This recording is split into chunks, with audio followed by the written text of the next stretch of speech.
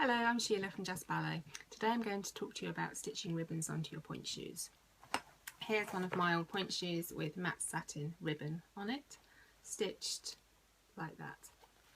There are three types of ribbon available: a matte satin woven ribbon, a satin ribbon with an elasticated piece inserted into it, and an elasticated ribbon which is completely stretchy, like this. Which ribbon you use is down to personal preference. Once you've started stitching ribbons on and wearing your pointe shoes, you'll soon learn what you like. The advantages of the elasticated ribbon, or the ribbon with elastic in it, is that when you're tying a woven ribbon and then knotting it around your ankle, there's no give in it, and as you want to move and articulate your foot, sometimes it can dig into your Achilles. So I'm using matte stretch ribbon today. First thing you need to do is determine where you're going to stitch your ribbon.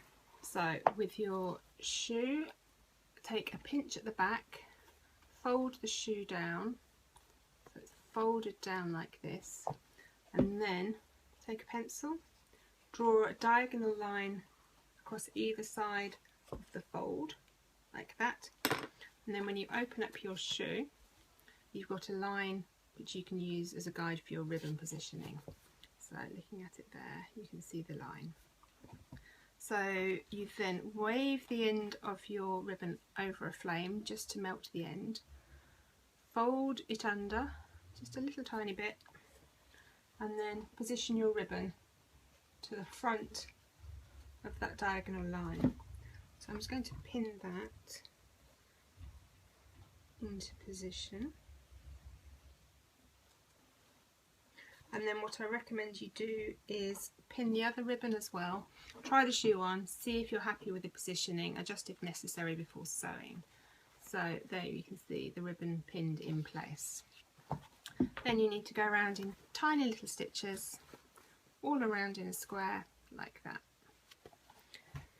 If you're using ribbon with elastic in it, you'll find that there are two pieces of ribbon, one shorter than the other. It's the shorter side that you need to attach to your shoe. And this is a bit of trial and error, working out where you want the ribbon so that the elastic, when it comes around your foot, is positioned at the back. So again, if I show you quickly, we pin the ribbon, and in this instance I'm not going to fold it over yet because we don't know where it needs to be. So tie your ribbon around your ankle so that the elastic sits at the back. Can you see that? So if this was on my foot, that would be about the right place.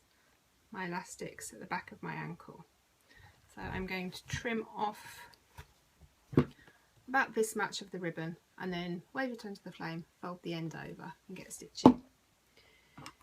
If you don't position it correctly, say for example I've put the wrong end on with the long piece of ribbon, which I have done before, then when you come to tie your ribbon, you find, imagine this is my foot in here, the elastic's round the front, which is no good to anybody. So you've started your stitching.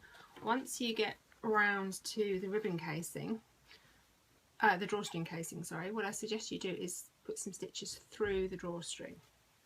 This shoe has a cotton drawstring, and when I pull the drawstring, it puckers up the shoe. But if this happens, I can just pull it the other way and release it. With an elasticated drawstring like this shoe has, I'm not going to pull it all the way, but if I do it a little bit, you can see I pull and it puckers up, and then I try and release the drawstring and it doesn't release back.